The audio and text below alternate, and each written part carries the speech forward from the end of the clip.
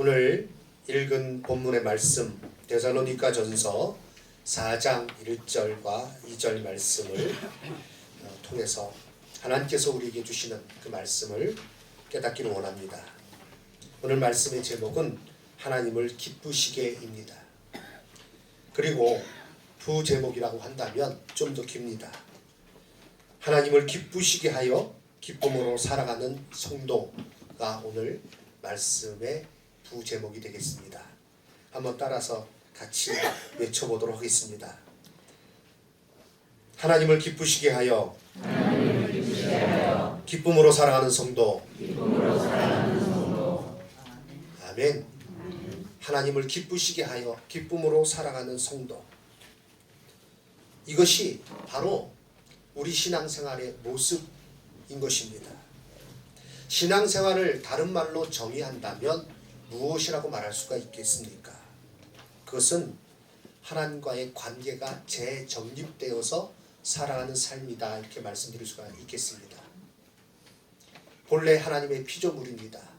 하나님과의 교통 가운데, 하나님과의 삶 가운데 복되게 살아갔다. 그러나 죄가 들어왔고 죄로 인하여서 하나님의 뜻을 떠납니다. 그 가운데 죄의 여러 가지 그 결과들이 우리 가운데 있어서 사람은 고통 가운데 살아가게 되었죠. 우리가 신앙생활을 한다고 했을 때 이것이 다시 정립되는 것입니다. 제대로 자리 잡는 것이죠. 그래서 예수님을 통해서 우리의 모든 죄 용서함 받고 하나님의 자녀로 앞으로 나아가는 가운데 우리가 하나님과의 사귐이 있는 가운데 살아가는 것입니다.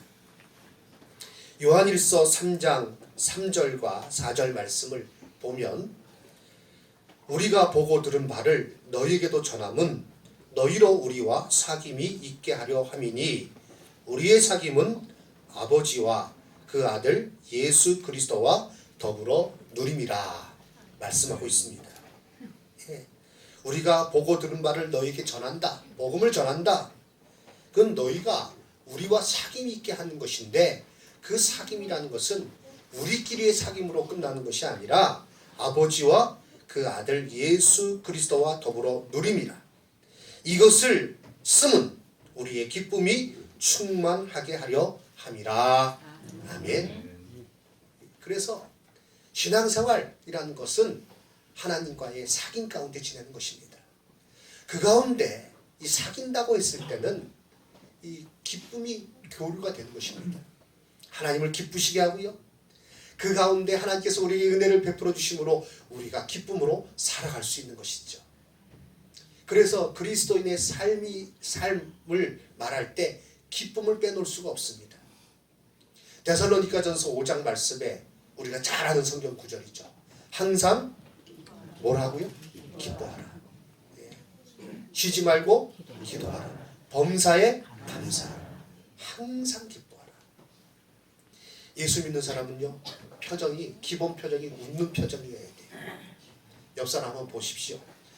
얼굴 표정이 웃는 표정인가 아니면 찡그린 표정인가. 무표정으로 살아가면 안 돼요. 지하철을 타고요, 사람들을 살펴보면 대부분 무표정이에요. 그리고 요즘은 무표정을 넘어서 요즘 좀비 그런 그 영화 이렇게 많이 나오는데 요즘 스마트폰 좀비라 그래요. 좀비 수준. 보면서 그 좀비라는 게 성경적인 그 용어가 아니기 때문에 제가 되도록이면 안 쓰려고 하는데 표현이 그렇다는 것입니다. 스마트폰에 빠져가지고요, 정신이 없어요. 어느 운전하시는 분이요, 스마트폰을 이제 보면서 귀에 이어폰을 끼고 가는 청년이 있어가지고 위험할 것 같아가지고 크락션을 눌렀대요. 빵 눌렀더니 이 친구가 놀래가지고 차 쪽으로 뛰어오더래요. 그리고 부딪히더래요. 그러니까 정신이 없는 거예요. 빵 그러니까 아무 쪽으로나 피했는데 그게 차 쪽이에요. 그 정도로 요즘 막 거기에 빠져서 이렇게 살아갑니다. 지나다니는 사람들 표정을 보면 무표정한 것이 많습니다. 그러나 우리는 하나님의 자녀로서 얼굴에 미소를 가지고, 복음성가에도 그런 복음성가가 있어요. 너는 왜 항상 웃니? 그런 복음성가가 있는데 그 말을 다른 사람으로부터 들을 수 있어야 되겠습니다. 옆 사람에게 이렇게 다시 한번 묻겠습니다. 넌 왜 항상 웃니? 네. 항상 웃으십니까? 아니면 그렇지 않습니까? 우리가요, 이 기쁨으로 살아간다는 것, 하나님과의 사귐이 있고 그 사귐으로 말미암아 하나님을 기쁘시게 하고 그 기쁨이 나에게 넘쳐서 기쁨으로 살아가는 것, 이것이 곧 계명을 지키는 삶입니다. 요한복음 15장 10절 이하의 말씀 보면 내가 아버지의 계명을 지켜 그의 사랑 안에 거하는 것 같이 너희도 내 계명을 지키면 내 사랑 안에 거하리라. 내가 이것을 너희에게 이름은 내 기쁨이 너희 안에 있어 너희 기쁨을 충만하게 하려 함이라 말씀하셨습니다. 에녹은 살아있을 때 하나님께서 그를 천국으로 불러가셨어요. 이 땅에서 죽음을 보지 않았어요. 그런데 에녹의 삶이 딱 두 단어로 요약되어 있습니다. 창세기에는 하나님과의 동행이라고 표현하고 있고요. 히브리서 11장 5절 말씀에서는요, 하나님이 그를 옮기심으로 다시 보이지 아니하였느니라. 그는 옮겨지기 전에 하나님을 기쁘시게 하는 자라 하는 증거를 받았느니라. 에녹의 삶이 하나님과의 동행, 또 하나 하나님을 기쁘시게 하는 자, 그 증거를 받았다. 우리의 삶이 그는 하나님을 기쁘시게 하는 사람이었어. 그는 하나님께서 참 기뻐하시는 사람이었어. 이 얘기를 들을 수 있다면 그거보다 더한 게 있을까요? 제 묘비에 그렇게 쓰여지기를 원합니다. 하나님을 기쁘시게 하는 사람이었다. 우리 성도님들의 모든 그 묘비에 그렇게 이름이, 그와 같은 설명이 있기를 주님의 이름으로 축원합니다. 이 사람은 하나님을 기쁘시게 하는 사람이었다. 그거보다 더 좋은 건 없겠지요.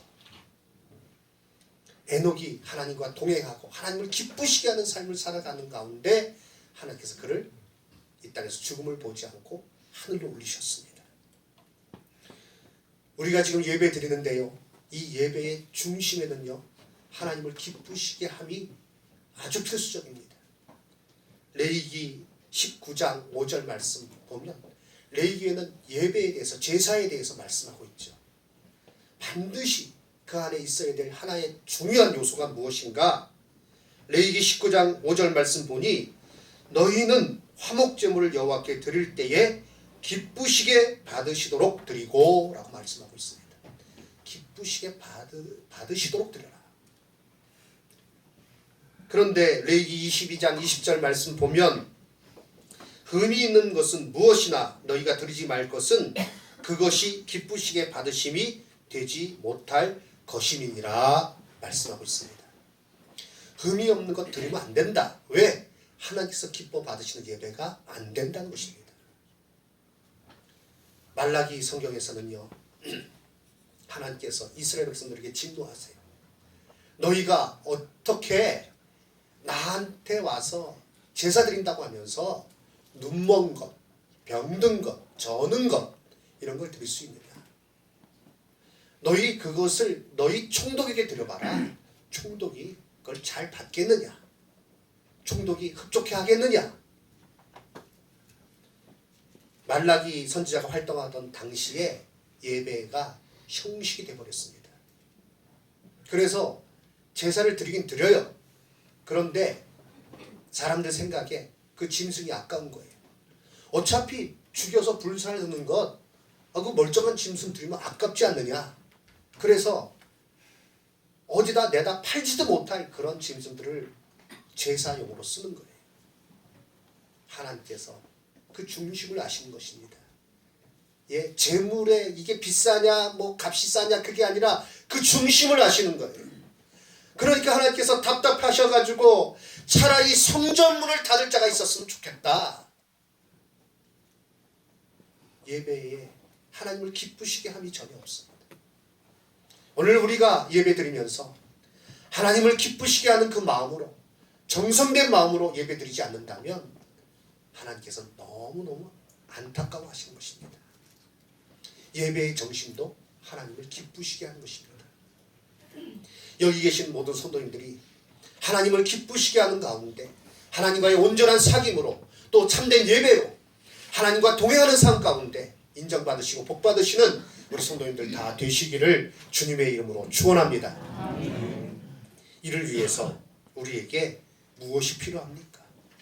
하나님을 기쁘시게 하는 그 삶을 살기 위해서 우리에게 요구되는 것, 오늘 본문 말씀을 중심으로 해서 살펴보도록 하겠습니다. 첫 번째는요, 하나님의 뜻이 우선되는 삶입니다. 한번 따라서 외쳐보겠습니다. 하나님의 뜻이 우선되는 삶. 아멘. 골로새서 4장 12절 말씀을 한번 보겠습니다. 화면을 봐주시기 바랍니다. 그리스도 예수의 종인 너희에게서 온 에바브라가 너희에게 문안하느니라.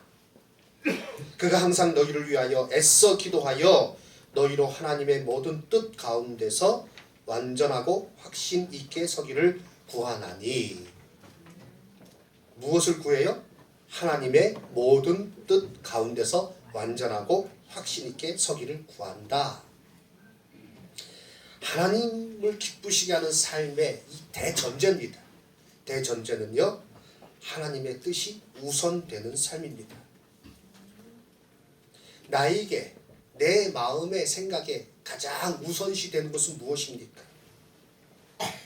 세상 사람들이 하는 생각 그대로 나도 그것을 우선순위에 두고 살아가고 있지는 않습니까? 우리는 하나님의 자녀입니다. 그러므로 당연히 하나님의 뜻 안에서 살기를 원하며 이것이 나의 삶의 중심에 있어야 되고 나의 삶의 우선순위에 하나님의 뜻이 굳건하게 자리 잡고 있어야만 되겠습니다. 겟세마네 동산에서 예수님은 기도하셨습니다. 나의 원대로 마옵시고 아버지의 뜻대로 하옵소서. 예수님을 닮아서 우리도 하나님의 뜻을 가장 우선순위에 두고 살아가는 것입니다.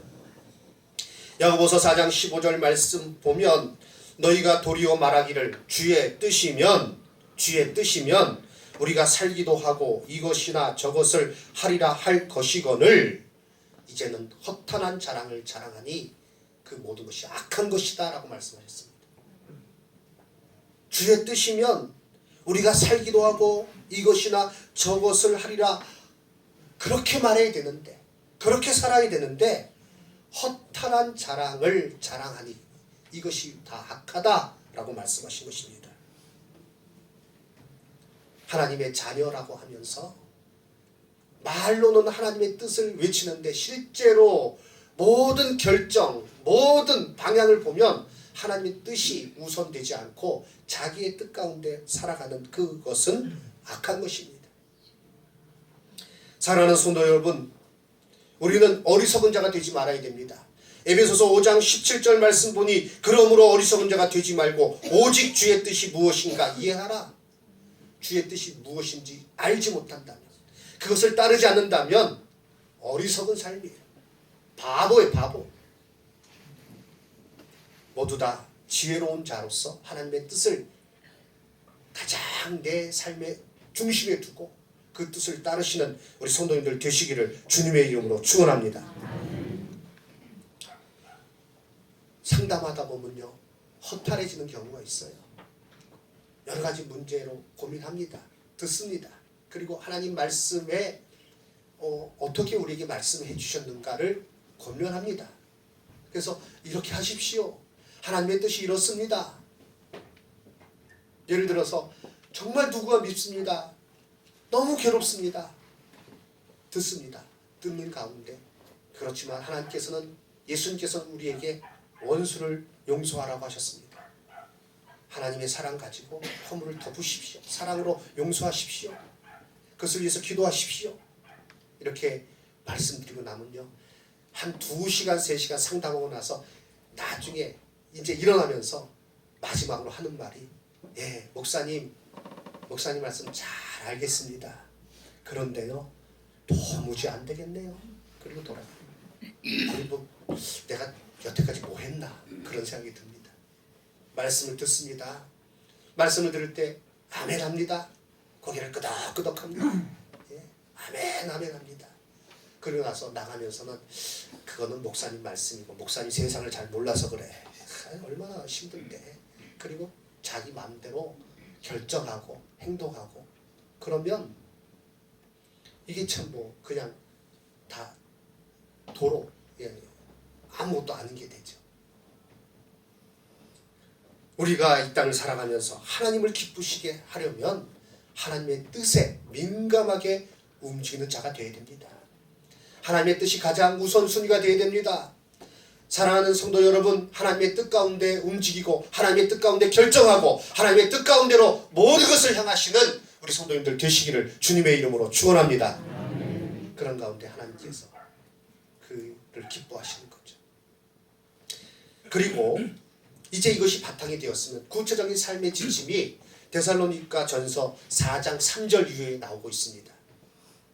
이 4장 3절 말씀 보면 오늘 1절과 2절 본문으로 읽었지 않습니까?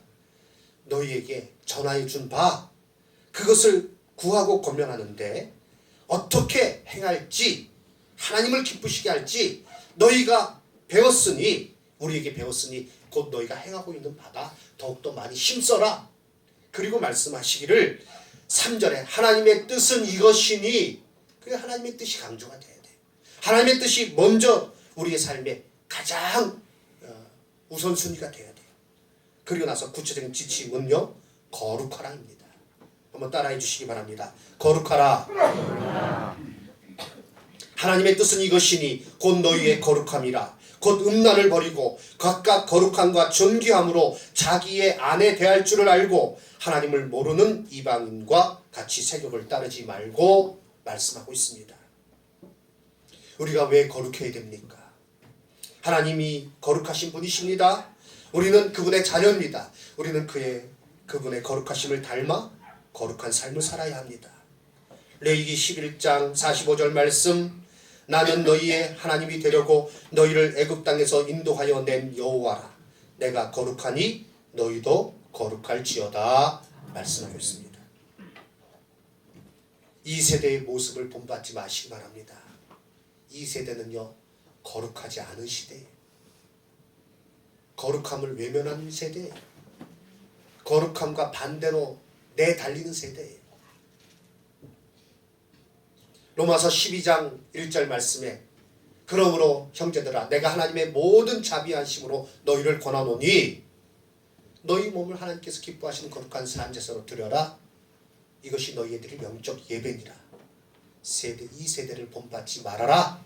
12장 2절에 바로 말씀하고 있는 것입니다. 요한일서 2장 15절 말씀에서도 이 세상이나 세상에 있는 것들을 사랑하지 말라. 세상을 사랑하면 아버지의 사랑이 그 안에 있지 않다. 이는 세상에 있는 모든 것이 육신의 정욕, 안목의 정욕, 이생의 자랑이니 다 아버지께로부터 온 것이 아니요 세상을 쫓아온 것이요 이 세상도 그 정욕도 지나가되 오직 하나님의 뜻을 행하는 이는 영원히 거하느니라. 여기서도 하나님의 뜻이 나오죠. 하나님의 뜻 구체적으로 이 땅에서 거룩함으로 살아가는 것입니다. 거룩함은요 뭐 외적으로 뭐 이렇게 검은 양복 입고 무슨 뭐 성경책을 뭐 가슴 높이까지 들고 뭐 걸음도 팔자걸음으로 천천히 걷는다고 해서 거룩한 게 아닙니다. 거룩함이란요 세상과의 분리입니다. 구별됨입니다. 하나님의 뜻 가운데 살아가는 그 뜻이 내 안에 딱 자리 잡고 있어서 무엇을 하나님께서 기뻐하실지 아니면 하나님과의 교제 가운데 이 방해되는 것은 무엇인지 이런 것들 정확하게 구별하여서 취할 것은 취하고 버릴 것은 버리는 삶이 거룩한 삶인 것입니다. 거룩한 삶 더 구체적으로 말씀드려 볼까요? 하나님께서 과연 이것을 기뻐하실까? 이것을 생각하시기 바랍니다. 그게 너무 어려우면 목사님이 이걸 과연 기뻐할까? 제가 신방 갔을 때 이거 자랑스럽게 내어놓을 수 있을까? 이거를 생각하면 됩니다. 전에 섬기던 교회에서 신방 갔는데요. 여전도사님과 같이 신방을 갔어요. 보통 연락을 하고 가는데 그때는 전도사님이 깜빡 잊어버리신 것 같아요. 연락을 하지 않고 그냥 그 집에 들어간 거예요. 그 연세 드신 집사님이 굉장히 당황해 하시더라고요. 그 안방으로 이렇게 딱 들어가니까 막 못 들어가게 하려는 그런 그게 보여요. 그런데도 뭐 순간적으로 이렇게 들어갔더니 얼른 뒤돌아오셨어요. 그러고 나서 방 한쪽 옆에 있는 뭐 아주 구석도 아니고 한쪽 옆에 있는 담요를 확 덮으시더라고요. 딱 덮으시더라고요. 그러나 매의 눈, 제 눈이 딱 뭐 보일 수밖에 없죠. 동양화 조각이 이렇게 많은 조각이 탁 덮여지더라고요.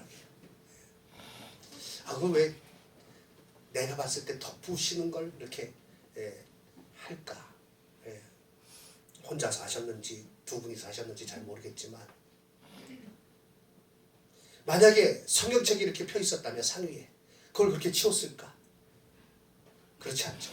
그거는 이제 더 이렇게 잘 보일 수 있도록 가운데로 옮겼을 거예요. 또 그 한 집사님, 그때는 제가 이제 혼자 신방했는데 가게라서 길 가다가 혼자 신방했어요. 그 집사님이 건강하시는 집사님이세요. 건강하시는 집사님인데 저도 이제 봤으면 제가 좀 나중에 가든지 했을 거예요. 근데 저도 못 봤어요. 근데 그 앞에 딱 가게에 딱 들어갔는데 집사님이 손에 이렇게 뭔가 하얀 거 끼고 계셨어요. 분필 비슷한 거 이런 거 끼고 계셨어요. 저를 보자마자 놀래가지고 얼마나 놀라시는지 막 그걸 막 바지 주머니 속에 그냥 확 집어넣으시더라고요. 그 뒤에 어떻게 됐는지 모르겠습니다. 뭐 바지에서 연기가 나는 것 같기도 하고 뭐 무릎에 여기 화상은 안 당하셨는지 막 내가 걱정이 될 정도로.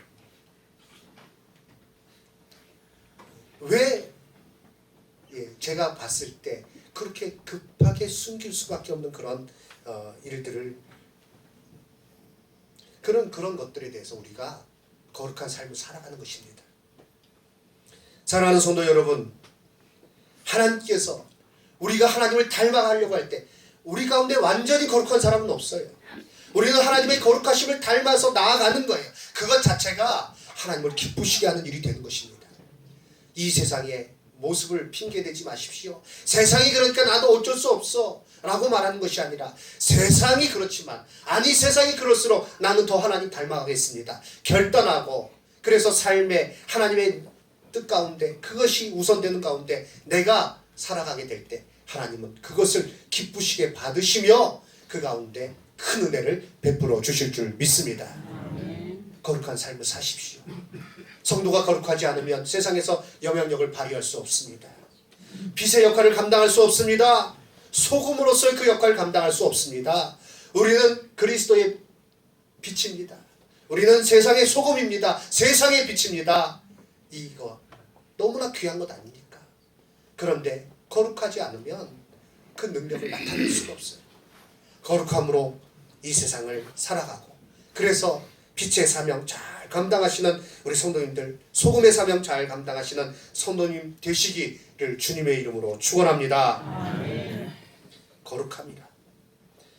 세 번째는요, 이 하나님을 기쁘시게 하는 삶, 하나님의 뜻이 가장 우선되는 그런 삶인데 그 두 번째로서는 바로 사랑입니다. 사랑하라. 따라해 주시기 바랍니다. 사랑하라. 사랑하라. 오늘 본문 말씀 데살로니가전서 1장 2절 그 말씀이 있고 나서 뒤에 보면 거룩에 대해서 말씀하고 있고요. 그 다음에 말씀하는 것은 사랑에 대해서 말씀하고 있습니다. 데살로니가전서 4장 9절과 10절 말씀, 형제 사랑에 관하여는 너희에게 쓸 것이 없음은 너희 자신이 하나님의 가르침을 받아 서로 사랑함이라. 너희가 온 마게도냐 모든 형제에 대하여 과연 이것을 행하도다.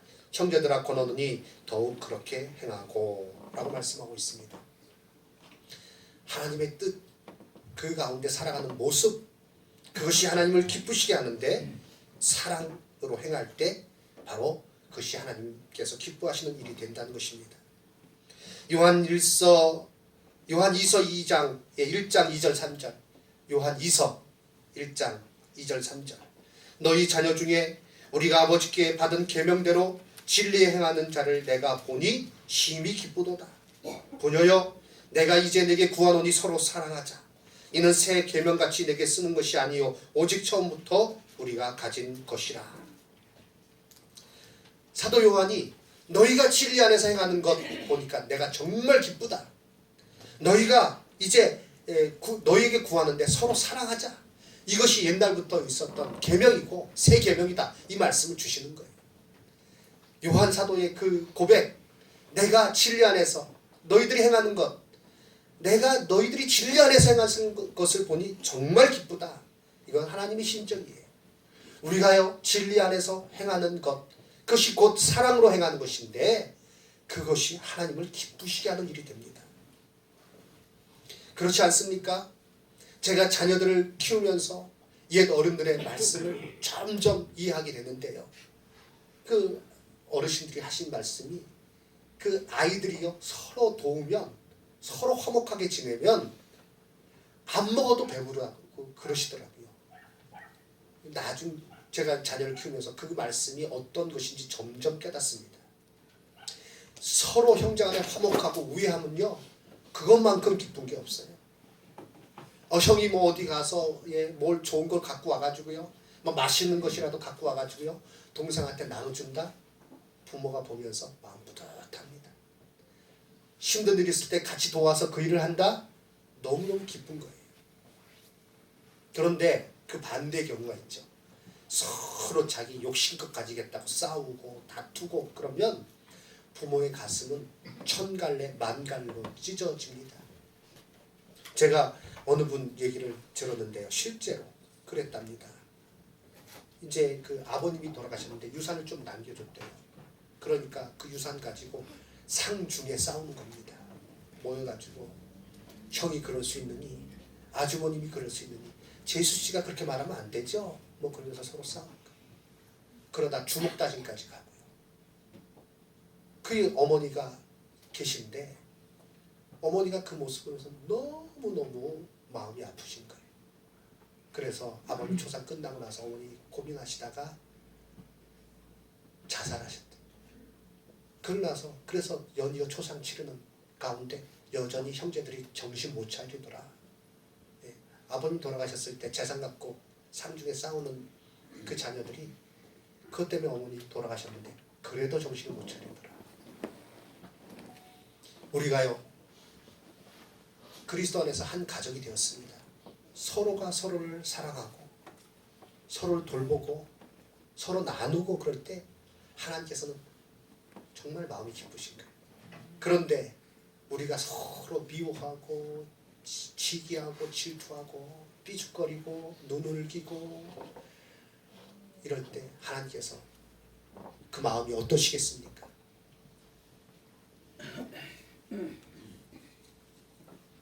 요한일서 4장 7절 8절 말씀, 사랑하는 자들아 우리가 서로 사랑하자.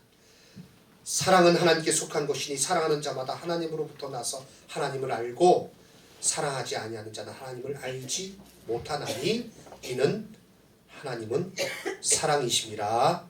아멘. 그렇습니다. 우리가 사랑으로 행할 때 이것은 바로 하나님을 기쁘시게 하는 일이 됩니다. 그것이 하나님의 뜻 가운데 행하는 일인 것입니다. 이제 말씀을 정리하겠습니다. 하나님을 기쁘시게 하여 하나님의 기쁨으로 살아가자.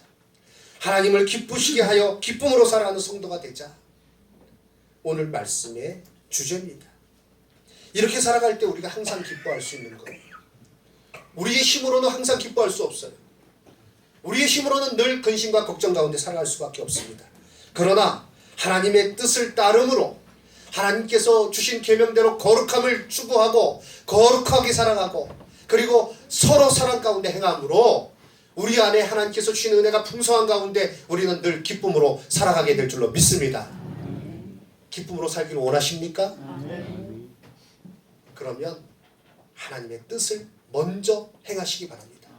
내 고집, 내 주장, 내 생각, 다른 사람들 그렇게 하더라, 그런 거 신경 쓰지 마세요. 하나님 말씀에 먼저 집중하시고 그 뜻 가운데 이 세대에서, 음란한 세대에서 거룩함을 추구하십시오. 음란하게 하는 그런 일들에 대해서 멀리 버리십시오. 그런 것들이 순간적으로 우리를 유혹할 때 하나님 앞에 엎드리셔야 됩니다. 요즘 시대는 얼마나 그런 일이 많은지 모르겠습니다. 여기에 지금 우리 예배 가운데 서로 종합건설 우리 현장 소장님이 계신데요. 같이 예배 드려서 참 감사합니다. 그래서 현장 소장님이 그 공사 현장에 아직 인터넷선이 들어오지 않아서 요새는 인터넷으로 처리해야 되는 게 많기 때문에 PC방에 여러 번 가셨대요. 근데 PC방에 가가지고 정말 이거 참 막 현장 소장님이 우리 주 소장님이신데 너무 안타까워하시더라고요. 아니 고등학교 뻘 되는 애 같은데 거기에 있는 뭐 그 아르바이트하는 남학생들하고 얼마나 낯뜨거운 애정 행각을 벌이는지 뭐 사람이 있어도 뭐 좀 더 거리낌 없이 뭐 그렇게 하더라는 것입니다. 그냥 얘기하시더라고요. 시대는 그래요. 예. 뭐 인터넷 뭐 클릭 한 번이면 뭐 얼마나 뭐 이게 얼마나 우리를 넘어뜨리려고 하는 일들이 많은지 모릅니다. 그래서 조심해야 됩니다. 그래서 더 거룩한 삶을 살아야 됩니다. 거룩함으로 나아가시기 바랍니다. 사랑이 없습니다. 그래서 사랑으로 살아가야 됩니다. 하나님 말씀 가운데 사랑으로 행하셔서 하나님을 기쁘시게 하는 가운데 살아가시는 우리 성도님들 되시기 바랍니다. 내가 원하는 한 가지 주님의 기쁨이 되는 것, 내가 원하는 한 가지 주님의 기쁨이 되는 것. 이 찬양 다 마음에 새기시고 내 주님 기쁨 되기를 원합니다. 그것이 바로 가장 복되게 살아가는 길입니다. 하나님께서 나의 소원을 이루어 주시기를 원하십니까? 그러면 하나님을 기뻐하십시오. 시편 37편 4절 또 여호와를 기뻐하라 그가 내 마음의 소원을 내게 이루어 주시리로다. 이 땅에서 힘있게 살아가기를 원하십니까? 그러면 하나님을 기뻐하십시오. 느헤미야 8장 10절 말씀 여호와를 기뻐하는 것이 너희의 힘이니라. 한번 따라서 외쳐주시기 바랍니다. 여호와를 기뻐하는 것이 너희의 힘이니라.